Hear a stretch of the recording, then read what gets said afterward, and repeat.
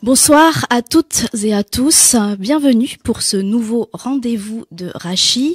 Alors pendant cette difficile période de confinement, la direction de la vie associative et culturelle du Fonds social juif unifié souhaite rester près de vous et vous propose des débats, des rencontres, des dialogues en ligne et en direct, en partenariat avec RCJ, autour des sujets culturels et qui font l'actu. Alors, tout au long de la soirée, vous aurez la possibilité d'interagir avec nos invités en posant vos questions en direct en bas de vos écrans. Les questions seront ensuite citées en fin de débat et nos invités y répondront. Vous avez également la possibilité de vous procurer donc les livres de nos invités dans l'onglet blog de votre écran. Les liens vous renvoient sur le site lalibrairie.com, un collectif de libraires indépendant que le Fonds social juif unifié est heureux de soutenir en cette période de crise.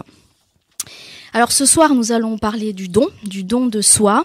C'est évidemment l'occasion pour moi de vous rappeler la campagne de la Tzedaka qui actuellement bat son plein. La Tzedaka, campagne du Fonds social juif unifié, permet de soutenir 20 000 familles défavorisées et en détresse sociale.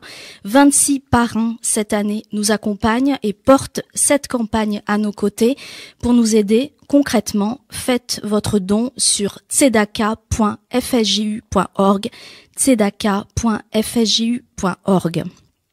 Je rappelle également le dernier numéro du magazine L'Arche qui vient de sortir, dont le thème est l'énigmatique force du don. Vous pouvez le commander ou vous abonner sur le site l'archemag.fr.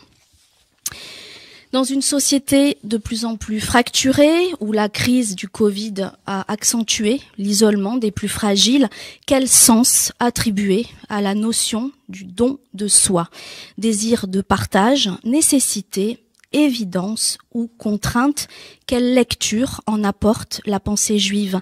Face au délitement du lien social, la solidarité passe-t-elle par le don de soi? Aujourd'hui, donner de soi, investir de sa personne est-il un acte essentiel et finalement indispensable à notre vie? Le sens du don de soi, c'est le thème de la rencontre de ce soir. Pour en parler, deux éminents invités et une journaliste, Sonia Cahen, à qui je donne la parole. Bonsoir Sonia. Bonsoir Fabienne, merci. Bonsoir à tous ceux donc qui nous rejoignent pour ce rendez-vous de Rachi autour du don de soi. Bien différent du don matériel, qu'est-ce que le don de soi et quel est son sens? Souvent gardé dans la discrétion des foyers ou rapporté à la sphère religieuse ou philosophique. Aujourd'hui, cette notion du don de soi rentre dans notre quotidien à travers notamment la solidarité et l'aide aux personnes fragiles et dépendantes. Il aura quand même fallu attendre cette période inédite de pandémie pour que la société, notre société, reconnaisse ce mérite aux soignants, aux aidants familiaux et professionnels, qui sont en première ligne, il faut bien le dire, pour accompagner nos malades et nos aînés, souvent au risque de leur propre vie. Mais est-ce seulement cela, le don de soi? Nous essaierons bien sûr d'aller plus loin avec nos deux invités, auxquels vous pourrez donc également poser vos questions au cours de l'émission. Pour en parler, nous sommes avec Nathalie Lévy. Bonsoir. Bonsoir, merci beaucoup de m'accueillir. Alors, vous êtes journaliste à Europe 1 et vous venez d'écrire Courage au cœur et sac au dos, paru aux éditions du Rocher, où vous racontez avec quel dévouement et quel amour vous accompagnez votre grand-mère Rosine. Mais au-delà de ce récit, c'est surtout vous nous livrez un rare témoignage d'aidant. Un témoignage sans phare et, comme nous le verrons, plutôt cash sur ce qu'implique cet engagement auprès d'une autre personne. Avec nous également Elie Bidia, bonsoir. Bonsoir. Alors vous êtes rabbin à la synagogue de la Roquette à Paris, mais aussi ancien professeur de philosophie et aujourd'hui directeur de l'école Lucien de Hirsch. Un rabbin des Lumières, pardonnez-moi le jeu de mots, pour nous éclairer sur ce qu'est le don de soi dans notre tradition juive et au-delà, dans notre condition humaine. Merci en tout cas à tous les deux d'avoir accepté cette invitation au débat sur RCJ. Alors pour commencer, Elie Bidia, comment est-ce que vous définiriez, voilà, on ouvre le bal avec vous, comment est-ce que vous définiriez simplement cette notion de don de soi et est-ce qu'on peut toujours lui accoler l'idée d'abnégation? Oui. En fait, ce sont les notions les plus simples qui sont souvent les plus difficiles à délimiter et à définir. Le don de soi, c'est une évidence et en même temps, c'est pas évident du tout. Donc il y a d'abord l'idée que on donne quelque chose de soi, c'est-à-dire c'est pas tellement donner de moi, mais donner de soi. Donc le don de soi, ça m'interpelle de ce point de vue-là, c'est-à-dire qu'il y a quelque chose qui se joue au-delà de simplement mon apparence et mon être social, quelque chose qui se joue en moi, dans mon soi, qui a besoin d'être donné et qui se donne. Et donner, ça veut dire que on attend ou on n'attend pas quelque chose. C'est pour ça que l'abnégation n'est pas forcément reliée à l'idée de don de soi, selon moi. C'est-à-dire que il y a cette notion de contre-don, plus ou moins valable, qui fait que quand je donne, quelque part, j'attends tout de même quelque chose. Il y a un quelque échange. chose. Il y a un échange. C'est-à-dire que je le veuille ou non. Quand on donne, c'est pour toujours. C'est pas prêter. Prêter, c'est pas donner. Prêter, c'est donner pour un certain temps. Donner, c'est pour toujours. Donc, quand on donne, il y a quelque chose de nous-mêmes qui s'abandonne et qui, en même temps, reçoit. Reçoit quoi? La satisfaction d'avoir donné, mais aussi simplement le fait que j'ai pu apporter quelque chose à quelqu'un qui me sera reconnaissant. Et c'est pas évident de déconnecter complètement l'idée du don de soi d'une forme de reconnaissance. L'abnégation absolue, je ne sais pas si ça existe. Est-ce qu'on donne totalement gratuitement? Est-ce que le don gratuit total, l'abnégation totale existe? Je ne sais pas, c'est des niveaux très très élevés. Dans le judaïsme, puisqu'on va rentrer directement, on a une vision très pragmatique de la chose. Le don, c'est quelque chose qui fait partie de l'essence humaine. Et un homme est fait pour donner. C'est-à-dire que dans la définition même de l'homme, il est dit qu'un homme, c'est un donateur. Et il faut prier toute sa vie pour être toujours du côté de celui qui donne et pas de celui qui reçoit. Alors, la Torah et la pensée philosophique, on y reviendra peut-être un peu plus tard. Moi, je voudrais juste rebondir sur l'idée de don de soi. Daniel Siboni a écrit un livre qui s'appelle Don de soi, le drame Lévinas, où lui, il dit que le don de soi est une illusion et il parle plutôt de partage. Est-ce que on est dans cette idée-là? Oui, il y a un peu de ça. C'est-à-dire que je fais partage de soi. Partager quelque chose avec quelqu'un. Finalement, quand je donne à quelqu'un, je dois aussi assumer son regard, je dois assumer sa présence, et c'est pas évident. Le don, c'est quelque chose qui déstabilise aussi mes repères. C'est la chose la plus complexe qui existe. C'est facile de dire je donne, mais en même temps, répondre à une attente, c'est très compliqué aussi, parce que souvent, c'est pas la bonne personne qui me demande. C'est pas au bon endroit et c'est pas l'image même que je me fais de celui à qui je voudrais donner. C'est très déstabilisant. Il y a un texte de la Mishnah qui dit que le monde repose sur le don. Mais en fait, le don, c'est une déstabilisation permanente parce que, au fond, quand quelqu'un vient me demander ou quand je sens que quelqu'un est dans le besoin, je suis obligé de sortir de mon cadre. Justement, il y a cette idée sur laquelle on reviendra plus tard. Est-ce qu'il y a une demande à l'origine du don de soi ou est-ce qu'on le donne spontanément? Mais ça, j'aimerais bien qu'on y revienne un petit peu plus tard, si vous le voulez bien. Nathalie Lévy, vous nous avez déjà fait l'amitié de venir présenter sur cette antenne, Courage au cœur et sac au dos dans l'émission de Laurence Goldman, donc à travers le récit de cette relation fusionnelle avec Rosine, votre grand-mère, que vous accompagnez toujours à 98 ans. Et vous décrivez très bien cette bascule que j'ai trouvé ça très beau, cette bascule qui s'est faite doucement entre vous. Quand vous devenez la protectrice de celle qui vous a toujours protégé. Et donc ma question c'est, est-ce que en le faisant, donc en faisant ce don de vous-même, est-ce que vous avez l'impression d'ailleurs, même si c'est de tout cœur, que vous abandonnez une partie de vous? Est-ce que vous oubliez un peu? Oui, comment vous le ressentez? non, Sonia, c'est une très bonne question. Et puis quand je vous écoute, évidemment, je me dis, le don de soi, c'est aussi une sorte de réparation de l'estime de soi qui est un peu en défaillance. Alors est-ce que chez moi, c'est pas venu réparer effectivement quelque chose de très défaillant? On en parlera peut-être après, mais oui, il y a sans doute quelque chose de ça en tout cas. Toujours est-il que s'agissant de ma mamie, effectivement, qui aura 99 ans le 2 janvier, donc pour ainsi dire demain, oui, les choses se sont passées de manière finalement assez logique, c'est-à-dire que elle a été très très proche de moi dès mon premier souffle, de nous quatre en fait, ses petits-enfants. Et puis très investie dans son rôle de grand-mère, nous conduisant par-ci par-là, les cours de piano, de tennis, que sais-je. Et puis ça s'est inversé avec l'âge, quand elle n'a plus été en capacité de conduire son véhicule. C'est moi qui laissais le mien en bas de chez elle et puis je me mettais au volant de la sienne de voiture et puis c'était moi qui l'embarquais pour aller chez le médecin ou que sais-je encore. Avec une grande complicité. Avec une très grande complicité. Ça va vous paraître vraiment très aura des pâquerettes, mais voyez Denise Gray dans La Boum avec Sophie Marceau. C'est très basique comme exemple, mais c'est vrai que c'est un peu ça, je dois dire. Mamie a cette blondeur qu'on voit sur la couverture du livre. Elle a cette blondeur, elle avait cette dynamique-là, elle avait cet esprit très vif. Une femme veuve à l'âge de 29 ans qui n'a jamais souhaité refaire sa vie parce que elle était vraiment en fusion avec ses fils. C'était vraiment le triumvirat. Et puis l'arrivée en France, etc. Bon bref, au départ de l'Algérie.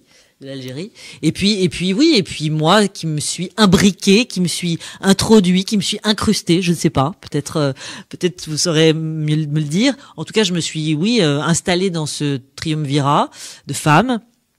Et puis j'ai pris mon rôle, ou en tout cas je me suis attribué un rôle de manière assez importante, active. Je pense, assez active, oui, c'est vrai. Et je m'occupe de son quotidien, je lui lave les cheveux, comme c'était le cas ce matin. Je suis avec elle dans le dialogue, dans l'échange, aussi bien dans la logistique que l'affection, le toucher, les sens. Mais alors justement, est-ce que vous avez l'impression de, comme disait Elie Bidia tout à l'heure, de laisser une part de vous, d'abandonner une part de vous? Je me suis pas souvent posé la question, mais il s'est avéré que j'ai une petite fille qui aura 8 ans la semaine prochaine, enfin dimanche. C'est la saison des anniversaires. Et c'est vrai que j'ai eu cette angoisse-là au moment d'envisager de devenir maman. Je me suis dit, mais si je deviens maman, j'aurai moins de temps pour ma mamie.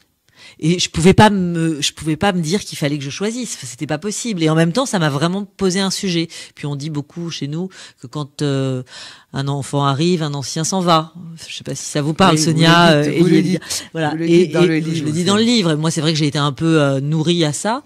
Et j'avais vraiment cette crainte. Et du coup, j'ai sans doute un peu repoussé l'échéance inconsciemment. Je suis devenue maman finalement. Et puis voilà. Et puis cette dualité, oui, de parfois imposer à ma fille, souvent d'imposer à ma fille d'être là avec une dame d'un grand âge, d'un très grand âge. C'est pas nécessairement l'endroit pour elle.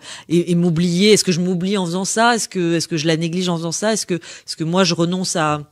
Oui, bien sûr que je renonce à plein de choses. Le matin, je devrais faire énormément de choses, énormément de rendez-vous, énormément d'appels, de choses comme ça, de réunions que je mets un peu sous cloche pour être avec elle. Je répare mon estime de moi qui est très faible, n'est-ce pas, Elie Bidia? Je ne sais pas si vous réparez. Oui, peut-être qu'il y a de la réparation, je ne sais pas ce que ça veut dire en vérité réparer. Mais je pense qu'en fait non, c'est plutôt une construction, mais cette construction elle passe par des choix. Et c'est vrai que donner de soi, à un moment ou à un autre, ça nous demande de sortir de nos cadres de référence, de l'organisation de notre vie, de nos emplois du temps. Ça bouleverse pas simplement notre vision du monde, ça bouleverse le quotidien. Et accepter ce bouleversement, ça peut paraître au départ renoncer, passer à côté de rendez-vous, passer à côté de choses qui sont tellement importantes, la vie quotidienne, la vie active, la vie où on est entre guillemets engagé, celle qui compte, pour aller faire autre chose qui a l'air d'être gratuit. Mais en vérité, je me demande si cette déstabilisation et cette sortie du cadre, c'est pas au fond ce qui nous construit en profondeur. C'est-à-dire qu'en fait, les fondations d'un édifice. Oui, et qui construit aussi votre fille, parce qu'elle n'est pas là où elle doit être, à l'heure où elle devrait être, avec les gens avec qui elle devrait être, mais on ne sait pas jusqu'à quel point cette expérience-là n'est pas aussi en train de poser les fondements de quelque chose de très très solide. Écoutez, j'espère. Voilà, vous avez sans doute fait le choix, peut-être aussi, on peut se demander, plutôt que de réparer, est-ce que c'est pas le choix instinctif de marcher à deux pas, de trouver votre équilibre? C'était votre équilibre. Après, chacun le sien. Exactement, c'est vrai, après tout. Et en même temps, c'est ce qui fait aussi peut-être l'équilibre du monde. On entend beaucoup parler aujourd'hui de personnes d'un certain âge qui n'ont plus leurs enfants avec eux, dont les enfants ne s'occupent. Oui, et c'est vraiment quelque chose de dramatique. Ça déstabilise beaucoup. Oui, terrible. Moi, je me souviens, il y a quelques années, on était rendre visite à ma grand-mère qui était hospitalisée. Et les visites à l'hôpital, bon, ça devenait très compliqué parce qu'il y avait tellement de monde autour du lit que les enfants, les petits-enfants, les arrière-petits-enfants et tout le monde venait voir mamie. Donc c'était quelque chose d'assez fou et l'hôpital nous disait bon, il faut vous calmer, il y a trop de monde. Et elle partageait la chambre avec une dame qui elle n'avait pas de visite.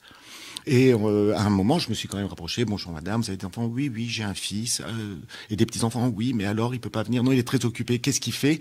Il est psychanalyste. Ah là là. Donc c'est intéressant parce qu'il gagne sa vie sur le fait de parler des mères, mais il n'était pas, il ne venait jamais la voir. Bon, donc c'est vrai que ça demande un sacrifice, mais c'est comme ça que le monde tient.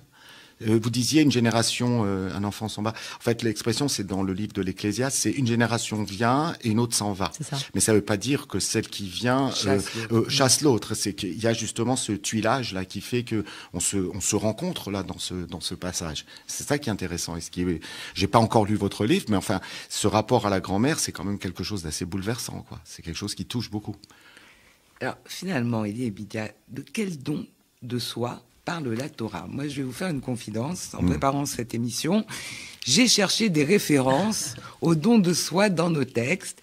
Alors, on trouve le Messirut Nefesh, oui, ce fameux le don corps et âme à la Torah, à l'étude, au Créateur. C'est le don suprême. Le sacrifice d'Isaac, don suprême aussi.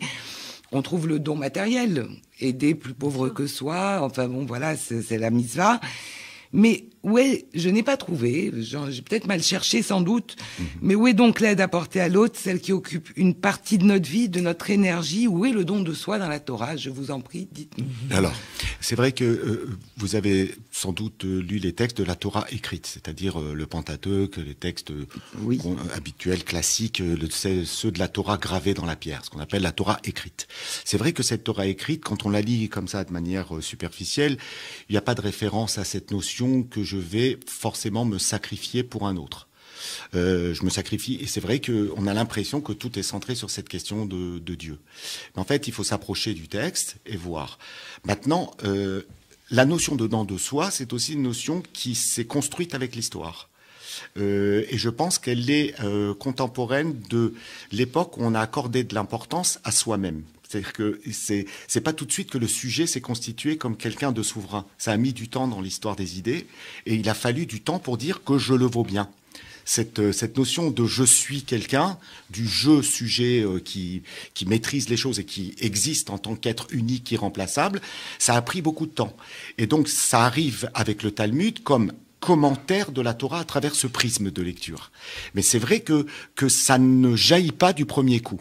Maintenant, si je regarde quand même le texte d'un peu plus près, je vais donner un seul exemple, il y en a des dizaines. On a le fameux texte de Abraham assis à sa tente, il vient de faire la Brit Mila, il est à la porte de sa tente et il est en train de converser avec Dieu. Dieu s'est présenté à lui. Et il voit passer 3 étrangers dans le désert. Et le texte dit qu'il demande à Dieu la permission d'interrompre cette conversation pour aller voir ce qui se passe avec ces gens qui sont possiblement affamés et assoiffés. Et donc, il met en pause sa relation avec Dieu et il va s'occuper de ces personnes qui sont dans le désert. Donc ça fait dire au Talmud une phrase assez incroyable. Il dit, de là nous voyons qu'il est plus important de recevoir des invités que de recevoir la présence divine. Ça, c'est un moment, une bascule dans la conception de la relation à l'autre dans la Torah et du don de soi aussi. C'est-à-dire qu'au fond, l'expérience que je fais avec l'autre, c'est l'expérience que Dieu attend de moi dans ce monde.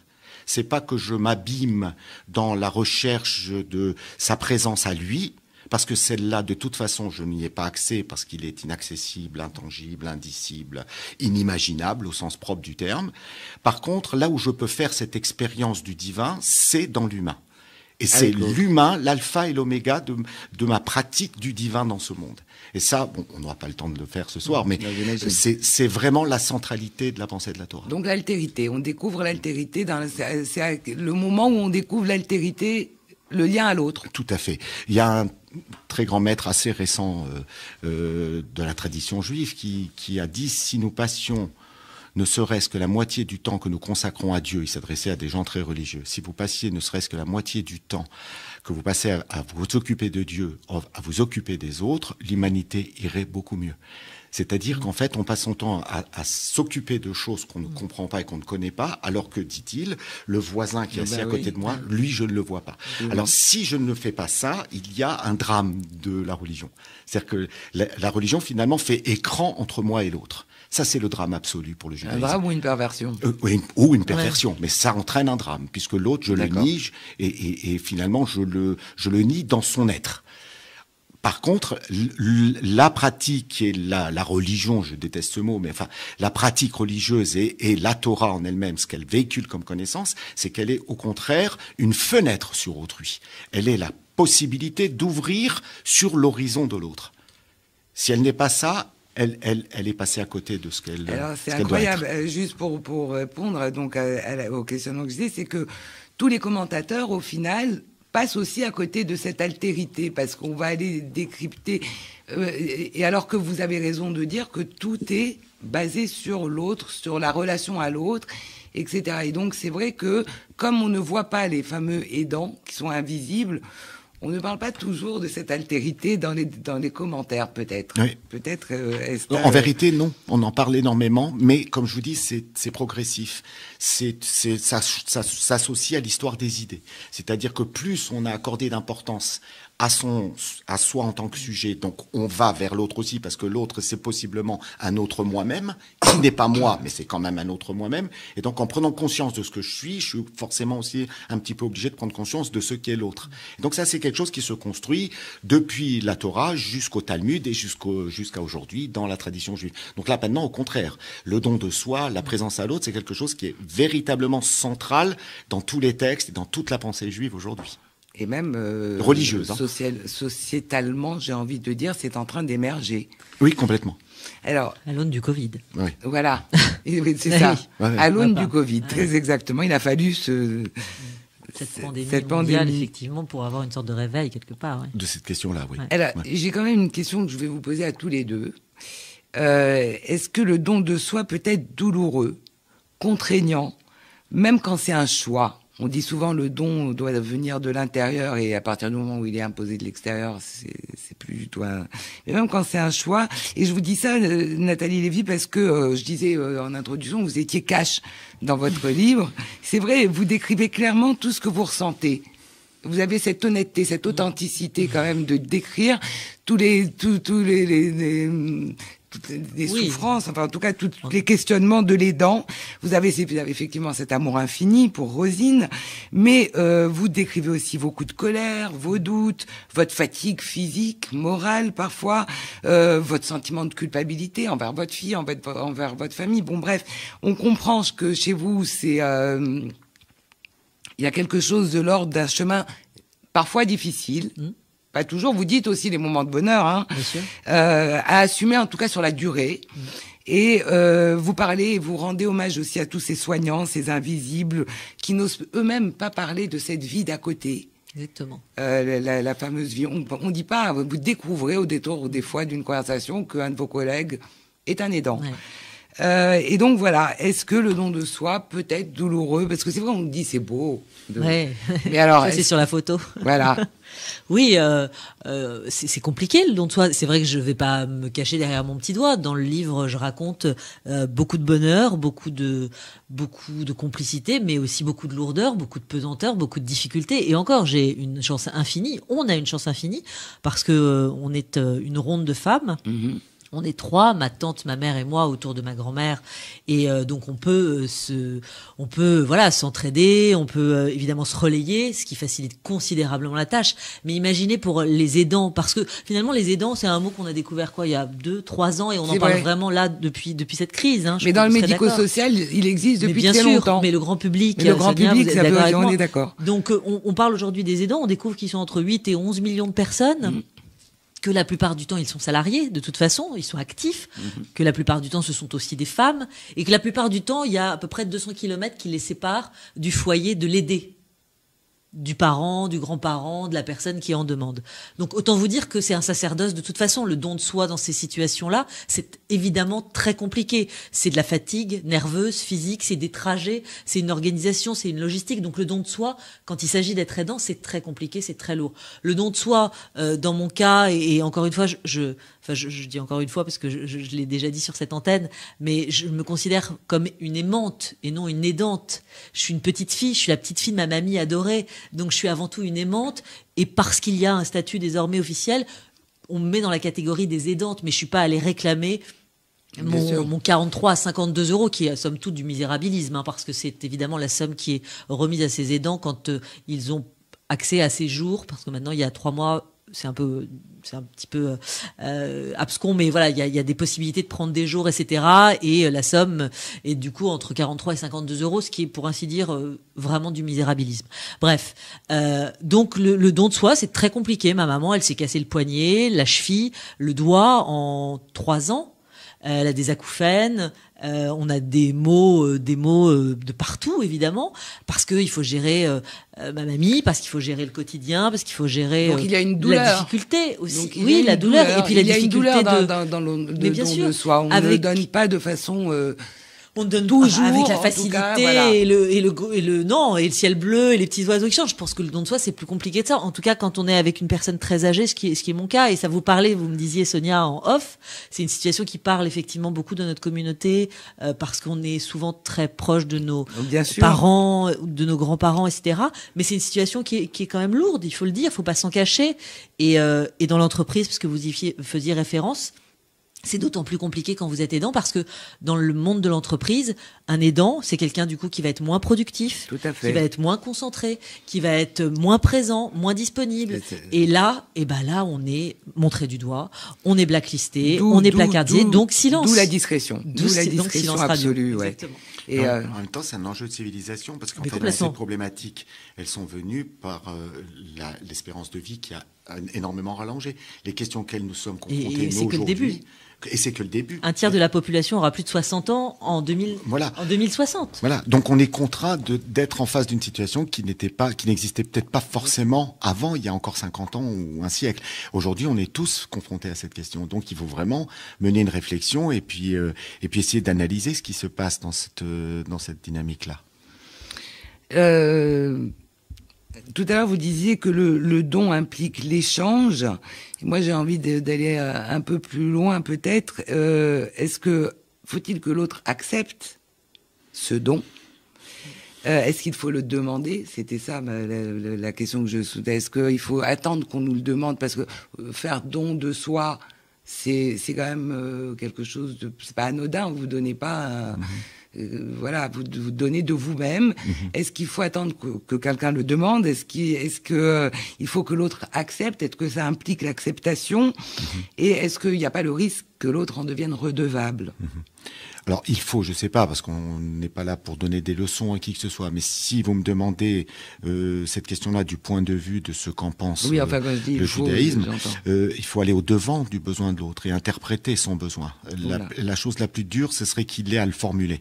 C'est-à-dire qu'il y a une exigence de regard sur l'autre. Il faut le regarder. Il s'agit pas simplement de faire un geste anonyme, technique et mécanique. Il faut anticiper, il faut le regarder et anticiper sur ce dont il a besoin et surtout sur ce qu'il ne demande pas. Parce que parfois on peut nous demander quelque chose, mais ça cache beaucoup d'autres choses derrière. Et donc il faudrait déjà se demander, mais s'il me demande ça, de quoi manque-t-il vraiment ? C'est donc des questions à avoir. Et donc, non, véritablement, il faut anticiper. Mais ça participe aussi d'un préalable de base qui est quelle importance j'accorde à celui qui est en face de moi. Quelle importance j'accorde à son humanité. Alors, dans les aidants que vous qualifiez, vous dites vous êtes une aimante. Le problème, c'est quand on n'est pas aimant homologué, quand c'est pas ma mère, quand c'est pas ma grand-mère, quand c'est pas ma sœur. Comment je fais ? Ça, chez nous, ça participe véritablement d'une réflexion sur la valeur de l'autre. Cette réflexion-là, on ne peut pas en faire l'économie. C'est une science, la relation à autrui. C'est pas simplement une spontanéité, parce que si c'est qu'une spontanéité, il y a des jours où on a envie, des jours où on n'a pas envie. Mais celui qui a besoin, il a besoin tous les jours. Donc, on peut pas dire mamie, même si c'est mamie, demain je peux pas. Mais qu'est-ce qui va se passer si je peux pas ? C'est fondamental. Vous parliez aussi de le risque de la dépendance. Oui, je parlais. Le risque de la dépendance de l'autre. Rendre l'autre dépendant. Oui. Il y a une phrase dans les proverbes qui dit « Sonne matanot yechye », celui qui déteste les cadeaux vivra longtemps. Oui, alors après, faut se poser cette question de mon besoin. Celui qui demande et aussi doit être amené aussi à se poser cette question. Est-ce que quand commence et quand s'arrête la demande? Est-ce que je ne m'habitue pas à ce statut-là? C'est ça. C'est ça. Mais c'est très compliqué. Hein. Surtout quand la personne c'est une chance. Est dépendante de toute façon. Donc, de toute façon, on la rend pas dépendante, elle est dépendante. Mais au-delà de ça, il y a aussi le don de soi qu'on peut faire, pas toujours que pour des gens dépendants, âgés, fragiles. Il y en a qui se donnent d'eux-mêmes aux autres. Tout à fait. Donner de soi, c'est aujourd'hui, par exemple, le temps, c'est quelque chose qui coûte très très cher et qui est très précieux pour nous. On explique que finalement, on n'est pas seulement obligé de donner de l'argent ou de savoir si quelqu'un a besoin matériellement de quelque chose. Bien sûr que c'est fondamental. Tant qu'on n'a pas réglé ça, on n'a rien réglé. Mais au-delà de ça, faire don de son temps, pour parler, pour décrocher un téléphone, pour envoyer un message, c'est quelque chose qui a une valeur extrême. Et donc tout peut être donné et tout peut être reçu. Ça dépend aussi dans quelle dynamique on le fait et l'importance qu'on accorde à l'autre. Mais vous posiez la question de celui qui reçoit, comment ne pas s'habituer à tomber dans ce travers-là. Oui, c'est vrai que c'est une question. Il y a une très belle parabole qui dit qu'un roi avait voulu essayer tous les métiers de son pays. Il était descendu dans la société, il avait essayé tous les métiers. Donc il a été savetier un moment, au bout de 24 heures, au bout même de quelques heures, il arrête. Il va voir un banquier, il fait quelques heures, il va voir un plombier, il reste quelques heures, et voilà. Puis après, il va voir le schnorreur du village, celui qui va demander l'aumône dans les rues. Et lui, au bout de une demi-heure, il s'arrête. Les autres, il avait pratiquement duré des heures, une journée. Et le schnorreur lui dit, mais pourquoi vous arrêtez tout de suite? Il dit, non, j'arrête parce que je sens que si je continue, je vais faire ça toute ma vie. C'est-à-dire, on peut prendre goût à cette... Voilà. Donc il faut doser. Même celui qui donne doit apprendre à donner avec mesure. C'est intéressant de voir que le terme donné en hébreu, qui est gmilut rasadim, le don de soi, intègre deux termes un petit peu oxymoriques, qui sont gmilut rasadim, chesed, c'est le don, le chesed, et gmilut, c'est sevrer. En fait. Ah oui. Et donc, c'est un don sevré. Oui. C'est un jeu il faut savoir doser ça, parce que sinon, l'autre prend aussi... Alors, ce qui est rassurant, c'est que moi, je suis tombée quand même sur un chiffre qui dit que, quand même, la moitié des aidants, vous disiez, ils sont plus de 11 millions en France, ne savent même pas qu'ils sont aidants. Ah oui. C'est-à-dire qu'ils le font par obligation, comme vous, ils se sentent aimants, ou par obligation, ou parce qu'il n'y a pas d'autre solution. Par humanité, tout simplement. Quand on a un enfant handicapé. Voilà, quand on a un enfant handicapé, par amour, quoi, tout bêtement. Donc 54% ne le savent pas. Mais alors, du coup, l'heure avance, mais jusqu'où peut aller ce don de soi? Jusqu'où peut-on aller? À tous les deux. Écoutez, alors, non, je pense que Lydia est peut-être mieux placée que moi, parce que vous aussi. Non, en quelques mots, juste, je pense que voilà, quand l'amour est finalement dirige déjà quand c'est l'amour avec un grand A qui nous porte. Je pense qu'on peut aller, on peut dépasser évidemment ses capacités, on peut aller au-delà de nous-mêmes, on peut sortir de soi pour faire des choses par amour, je pense. Il y a une forme d'addiction. Vous parlez de dépendance, il y a une forme d'addiction aussi dans cette entraide, dans cette solidarité, dans cet amour aussi. Moi, je pense que je suis un peu addict. Oui, j'ai besoin de la sentir, de la toucher, de la regarder, d'avoir son aval quelque part. Et je la mets beaucoup d'ailleurs. Je l'intègre beaucoup dans mon quotidien. Je lui dis quand j'ai une échéance, encore il y a quelques jours, en lui disant tu penses à moi, parce qu'il y a qu'avec toi que j'ai de la chance, etc. Enfin, bon, voilà, c'est une manière aussi de la stimuler. Voilà, il y a beaucoup sur le plan cognitif, beaucoup d'interactions sur le plan cognitif, heureusement, et c'est formidable. Ce serait différent évidemment si il y avait pas de répondant. J'aurais peut-être moins cette affection, moins cet amour, moins cette capacité à être avec elle tout le temps. Donc oui, évidemment c'est nos limites quand on est dans l'amour, mais j'ai encore une fois beaucoup de chance parce que on est géographiquement à 5 minutes, voilà, on est tout ça, et puis j'ai une vie qui me permet de m'organiser quand même. J'ai toujours travaillé en horaire décalé, le soir sur BFM, et donc le matin, je pouvais être avec elle.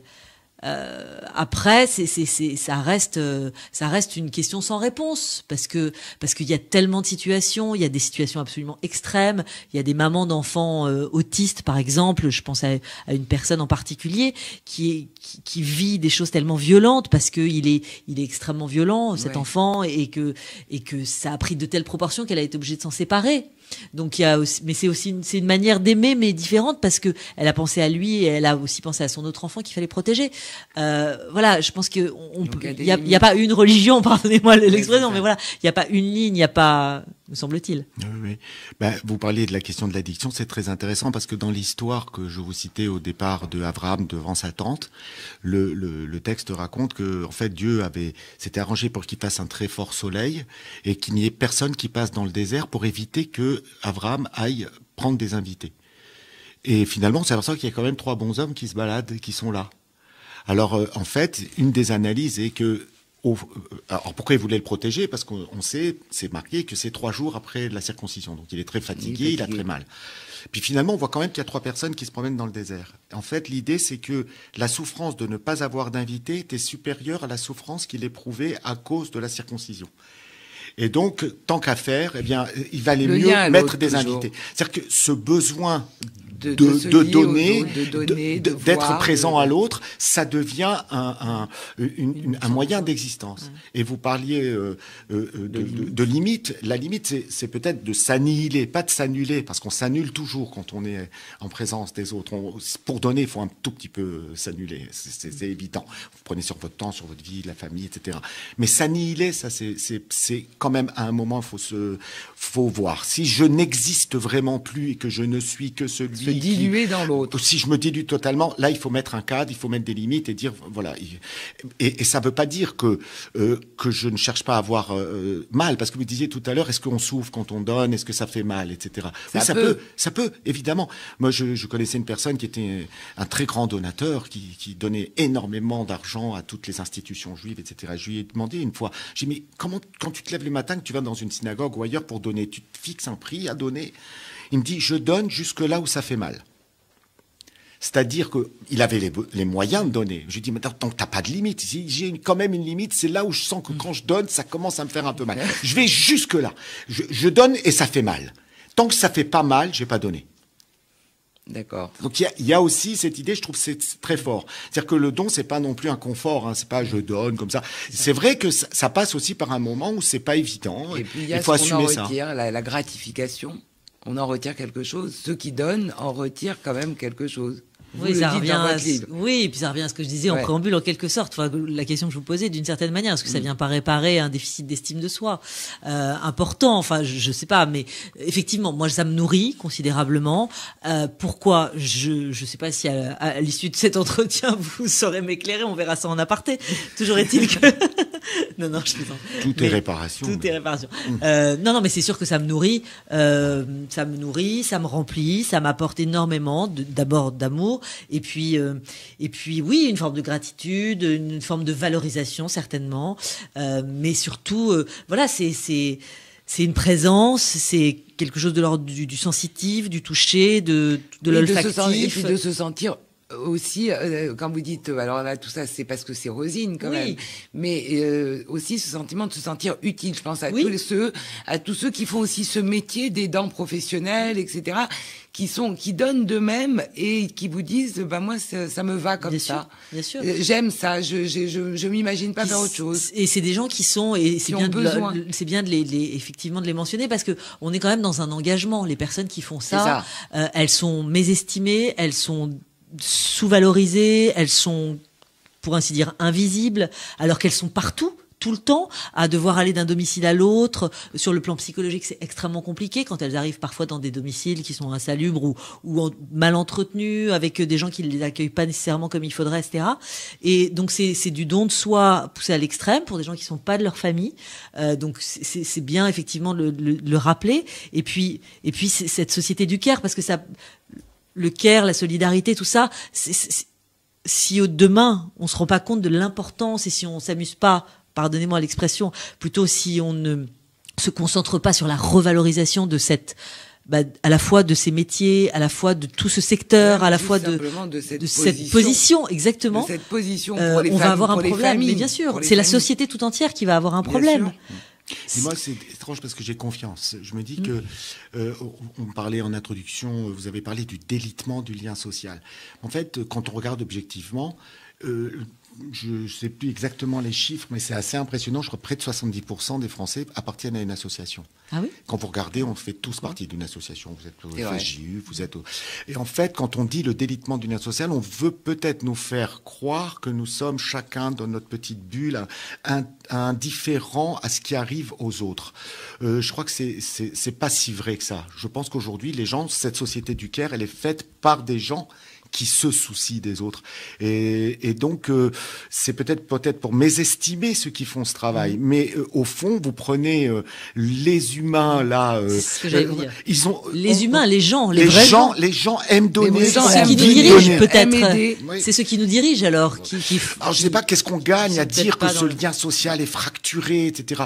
Mais fondamentalement, les gens ont envie d'être ensemble, j'ai envie de partager, j'ai envie de donner, j'ai envie de vivre. Et d'ailleurs, j'aimerais bien revenir un dernier mot avant qu'on prenne, parce que les questions des auditeurs, parce qu'il y en a, je crois, et vous pouvez continuer à les poser. Un dernier mot, Nathalie, vous finissez votre livre par une très belle lettre à votre fille, où vous vous excusez de ne pas lui avoir laissé le choix, et où vous espérez qu'elle ne reproduira pas le schéma familial. Bon, je schématise moi-même là, parce que la lettre est très belle, et vous la libérez de tout engagement. Mais en fait, de quoi voulez-vous la protéger, si ce n'est d'une transmission de quelque chose de finalement très beau? Oui, mais disons que chez moi, chez nous, me semble-t-il, la sororité, cette entraide entre femmes, elle a été poussée à l'extrême, elle l'est toujours. Alors c'est très bien, ça nous va, semble-t-il. On lutte contre cette étanchéité générationnelle, mais c'est vrai que j'ai pas envie de lui imposer le même mode de vie que le mien. J'ai pas envie qu'elle se retrouve coincée demain avec moi, vieillissant, et donc dans cette obligation d'être aussi présente parce que cette présence quotidienne chez ma grand-mère, il y a quand même un certain nombre de gens qui me disent mais tous les jours, t'y vas tous les jours? Non, t'y vas une fois par semaine. Bah non, j'y vais tous les jours. C'est vrai que ça trouble un peu. Bon, en même temps, voilà, c'est comme ça. Et voilà, j'ai pas envie effectivement de lui imposer ça. J'ai envie qu'elle ait la liberté de, si elle veut aller s'installer à Melbourne demain, enfin à l'âge où il faut à 25 ans, et ben je veux qu'elle ait cette possibilité. Je veux qu'elle ait cette liberté de choisir que me semble-t-il, je n'ai pas eu. D'accord. Par amour, par dépendance, par voilà, parce que ce lien très fort chez nous, entre ces femmes de 3 générations, hein, puisque ma grand-mère, ma tante, ma mère et moi-même, donc ça fait 3 générations, ce lien, il est parfois, il prend beaucoup de place. Et voilà, j'ai pas envie qu'elle s'inscrive dans ces pas-là, même si... En tout cas, vous lui donnez la permission de ne pas le faire. Voilà, ça, même si je suis d'accord mal. avec vous, ce sont les fondations d'un édifice. Ben, je pense que ce ça lui disait apporte, Elia tout à l'heure. évidemment, ça lui apporte... Elle se construit avec ça, peut-être, sans doute. Sans doute. Oui, ce que vous oui, disiez. et elle se construira à Melbourne avec ça, si elle ça. a envie d'y aller, c'est ça l'idée. Elle aidera peut-être des gens à Melbourne. Ouais, moi j'ai pas eu la capacité de traverser de traverser l'océan. Elle, je voudrais qu'elle ait la latitude pour pouvoir y réfléchir, le faire, voilà. Bien. On va peut-être passer aux questions des auditeurs avec vous, Fabienne. Oui, tout à fait. Alors beaucoup de questions ce soir, notamment. Alors on a 2 questions de Aaron, une question donc pour Elie et Bidia et une question pour Nathalie Lévy. Alors pour Elie et Bidia, Aaron demande si la charité visible, ce qu'il appelle la charité visible, s'oppose à la notion de discrétion de la charité juive qui est exprimée par Maïmonide. Comment est-ce qu'on doit opposer les deux, ou est-ce qu'en fait il y a un lien, et comment l'articuler, ce lien? Bon, je vais dire une banalité, mais en fait, elles sont complémentaires. Disons que l'absolu, ce serait pas simplement de faire que dans la discrétion, ou même de donner sans savoir à qui on donne. On dit que c'est quelque chose de très élevé. Je donne et je sais pas à qui je donne, et j'ai même pas besoin de voir à qui je donne. L'essentiel, c'est que je donne. C'est une dimension qui existe et qui est importante. Mais en même temps, il ne faut peut-être pas non plus, de ce point de vue-là, se priver aussi du regard de celui à qui on donne. Donc les 2 éléments sont importants. Il faut aussi savoir à qui on donne. On a cette notion de tzedaka basseter, faire la tzedaka en cachette. Il y a on va dire une caisse commune où les gens donnent de l'argent et après on s'occupe de redistribuer. C'est ce qu'on fait dans la tzedaka, c'est ce qu'on fait partout. Mais faisons bien attention que ça ne nous dispense pas d'une relation, je dirais, charnelle avec quelqu'un qui aurait besoin que je connais et que j'aide directement. Donc les 2 aspects sont complémentaires. Aussi bien le Maïmonide que... Oui, quand même garder le Garder lien. le lien. Le don par Internet, c'est fabuleux, on arrive à faire des choses incroyables, mais en même temps, ça ne doit pas nous désengager d'une relation physique réelle. Ouais. Alors, pour une question pour Nathalie Lévy, donc toujours de Aaron, quel regard vous portez sur la réticence que peuvent avoir certaines personnes et peut-être même une partie de la population concernant l'aide qu'on doit apporter ou qu'on pourrait apporter à la population migrante et aux sans-abri? Comment vous voyez ça de par votre expérience? Alors je pense à Aaron que là pour le coup on a vraiment élargi. Hein. Il nous parle des oui, migrants là, et des personnes. Oui, voilà. Mais c'est bien sûr, mais c'est plus large. C'est une question donc très large en effet qui est compliquée là en quelques mots. En plus j'ai pas un avis tranché, ce serait mentir. D'ailleurs je sais pas qui, enfin si il y en a qui ont des avis tranchés, mais c'est pas mon cas. Donc évidemment l'humanité cela va de soi, ça s'impose à nous, c'est dans notre être, c'est indispensable, c'est ce qui fait qu'on est vivant, qu'on est humain, qu'on est une société avec un grand S. Et un pays comme la France ne doit pas évidemment s'éloigner de ces repères-là, de cette tradition-là, de ces valeurs-là. Il n'empêche, j'émets des réserves, je vais pas m'attarder, ça n'engage que moi et puis j'ai pas envie d'être dans ce rôle-là aujourd'hui, mais j'émets certaines réserves parce qu'il y a des conditions après, il y a un suivi qui n'est pas toujours là et donc accueillir à tout prix quand le suivi n'est pas là, je suis pas sûre que ce soit la solution. Quand les infrastructures sont pas là, voilà, quand les infrastructures et même le suivi au-delà des infrastructures. Mais voilà, après, si on revient un tout petit peu au sujet, et je pense que ça participe aussi, le regard qu'on porte sur les seniors peut-être, et puis ce serait un avant-pas avant les personnes plus en demande que sont les démunis ou les migrants. La société aujourd'hui se voile un peu la face quand même, se cache les yeux. Mais Simone de Beauvoir, déjà en 1970, dans son essai La vieillesse, était déjà sur ce sujet et parlait de cette honte, de ces vieux dissimulés. Elle dénonçait ça, hein, attention. Hein. Oui. Et on est quand même beaucoup là-dedans aujourd'hui encore. On veut pas les voir, on est dans une société du jeunisme, tout va vite, il faut être productif. Dans l'entreprise, on n'utilise pas les mentors et l'expérience des mentors. Mais voilà, on est dans la survalorisation idéologique du jeune. Parce que le jeune va vite, parce que le jeune maîtrise le digital, parce que tout ça, et puis parce que le vieux est moins productif, parce que le vieux ne fait pas d'enfants, et pourtant voilà, old is the new gold, disent nos voisins nos voisins danois par exemple. Donc voilà, il faudrait qu'il y ait un changement de paradigme. Peut-être est-on en train de se réveiller à l'aune de cette pandémie. Peut-être aussi est-on en train de prendre vraiment de prendre en compte le fait que le bouleversement démographique est largement enclenché. Nos prédécesseurs, typiquement l'Asie, ils s'en sont très bien rendus compte et ils intègrent les vieux dans la société, les Danois aussi.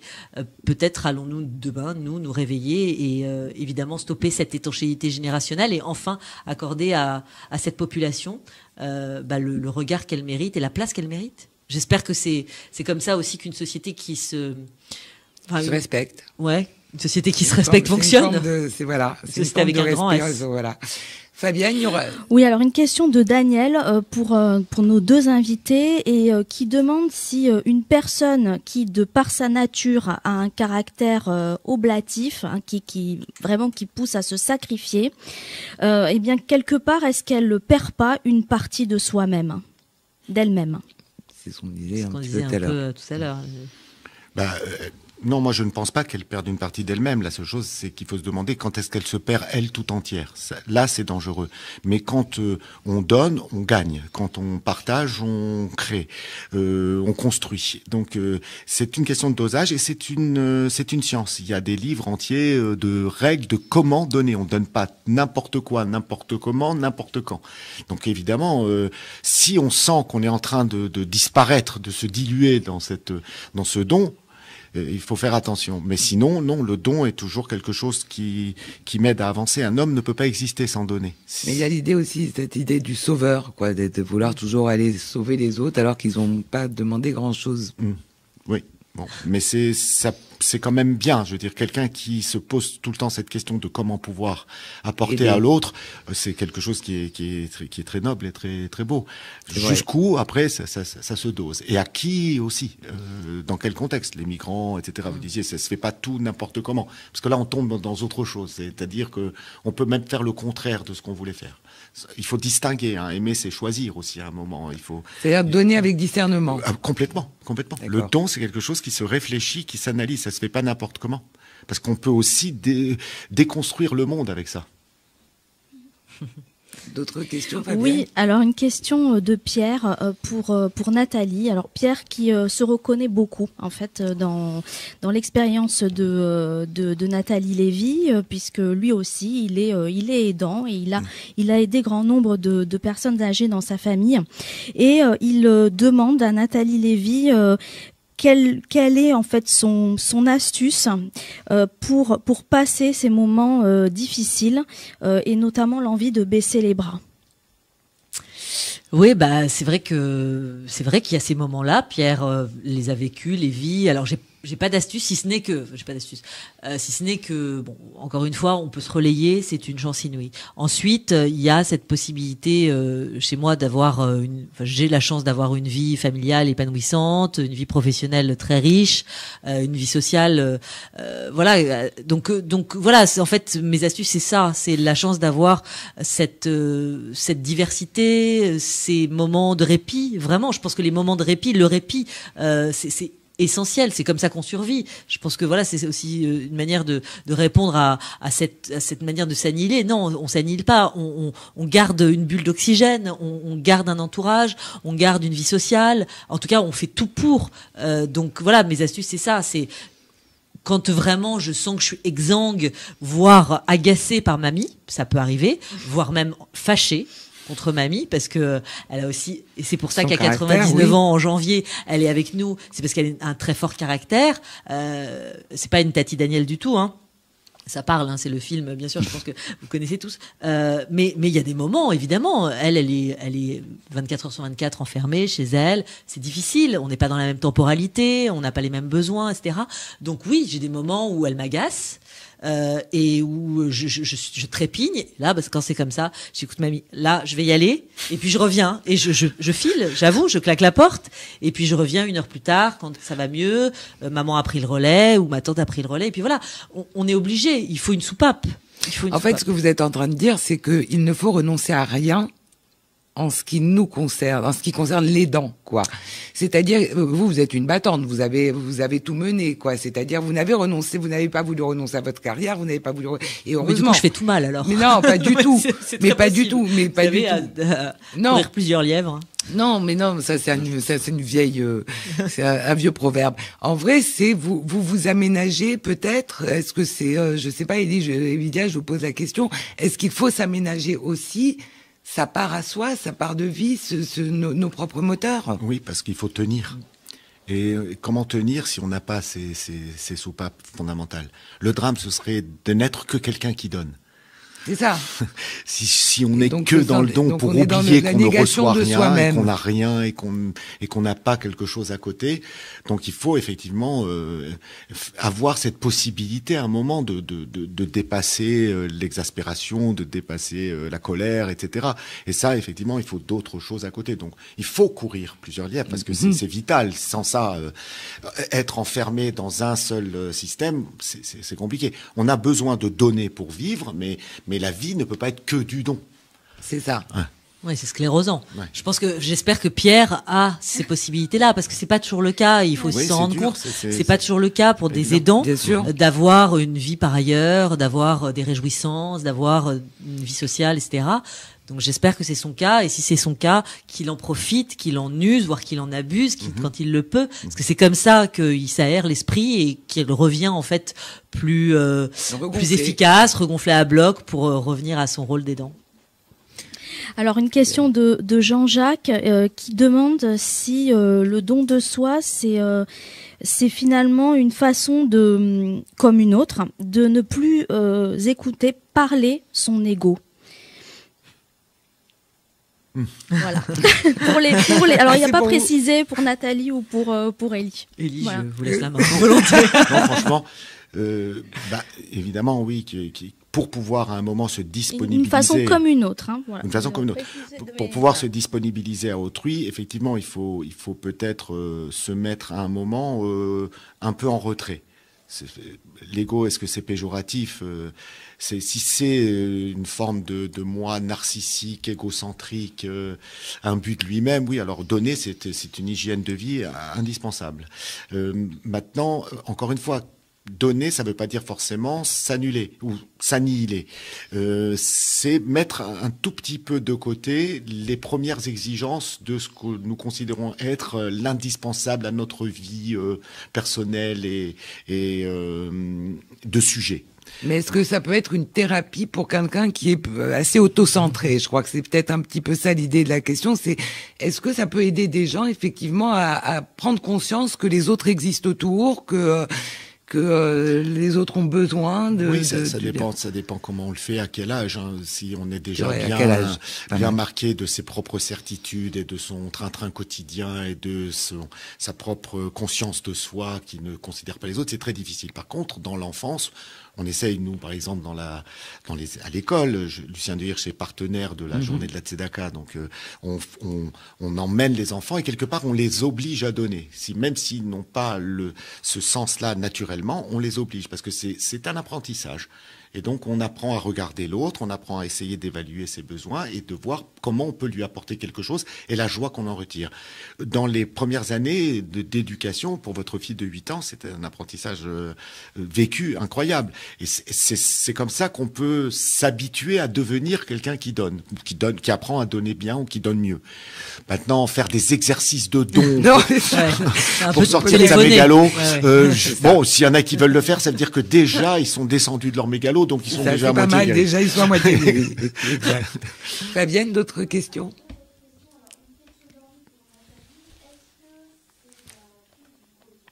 Attendez, on n'entend pas là. Pardon, alors une question de Henri pour Nathalie. Est-ce que c'est la crise du Covid qui vous a donné quelque part envie d'écrire ce livre, de raconter votre expérience, ou est-ce que vous l'auriez fait de toute façon? Henri, très bonne question. Et alors, pour être tout à fait transparente, d'ailleurs c'est ce que je suis plutôt dans le livre aussi, alors pas du tout, figurez-vous. C'est vraiment un concours de circonstances. Le livre, il est entamé depuis plus de 2 ans. Il était normalement en librairie au mois de mars. Et puis est arrivée la première saison, pardonnez-moi l'expression, du confinement. Voilà. Donc on a décalé la sortie. Il était écrit, bouclé, etc. La couverture faite, etc. Il devait vraiment sortir au mois de mars. Donc j'ai absolument pas profité des événements.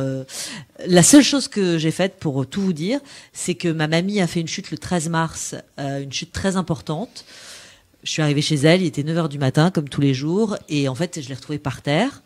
Elle était tombée, on n'a jamais vraiment su depuis quelle heure. Elle était comme ça sur le sol, quasiment inconsciente, etc. Elle a été hospitalisée en urgence, ça a duré 3 semaines, c'était les 3 premières semaines du confinement. Donc, dans des conditions pour nous épouvantables, parce que je pouvais donc pas la voir, enfin j'ai tout fait pour tenter de la voir, mais c'était impensable, etc. Donc, épouvante, vraiment le cauchemar dans le cauchemar.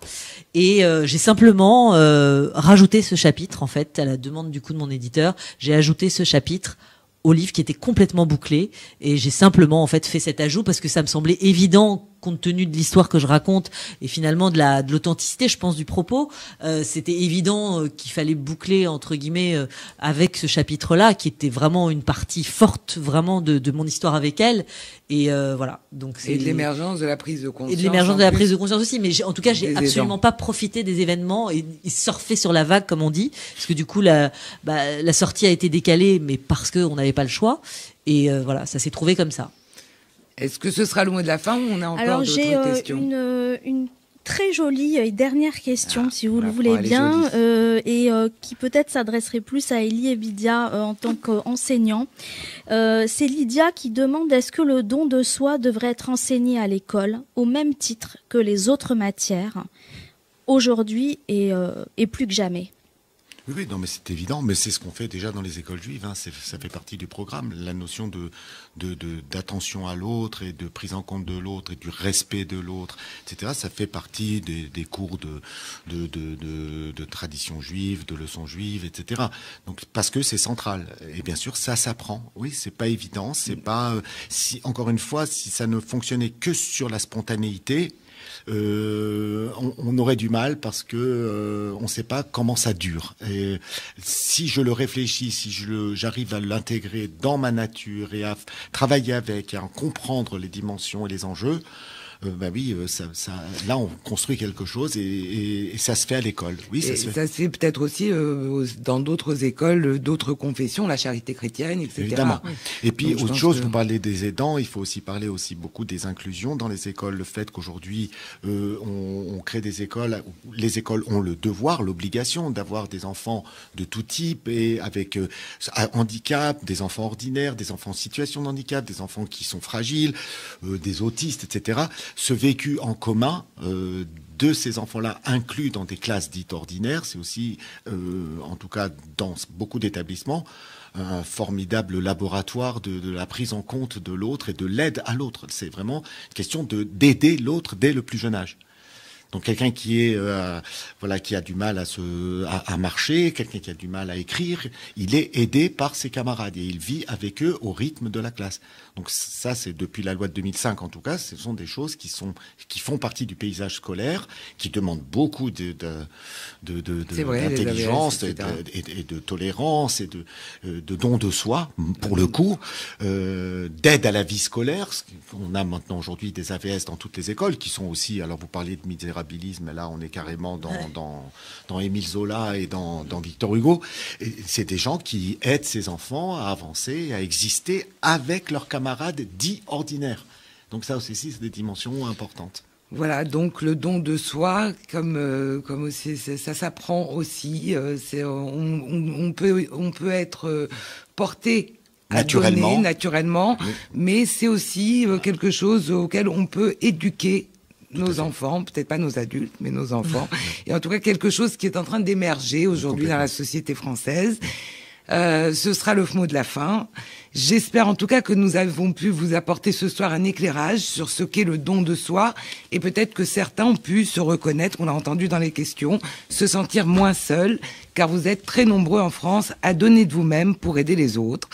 Merci à tous les deux d'avoir pris le temps de venir nous parler de ce don de soi, à la fois si beau mais si exigeant, qui demande beaucoup de force parfois. Merci Nathalie Lévy de ce témoignage vibrant, très authentique. Merci, c'était très inspirant comme échange en tout cas. Oui, merci beaucoup, Sonia et Lydia. Je vais lire le livre incessamment. Mais je vous le conseille. Est-ce que c'est le deuxième livre de ma mère? On verra. Non. En tout cas, merci à vous aussi, Elie et Bidia, de nous avoir apporté cet éclairage spirituel à cette question du don de soi, finalement très actuelle, comme je disais, et peut-être pas encore suffisamment évoquée.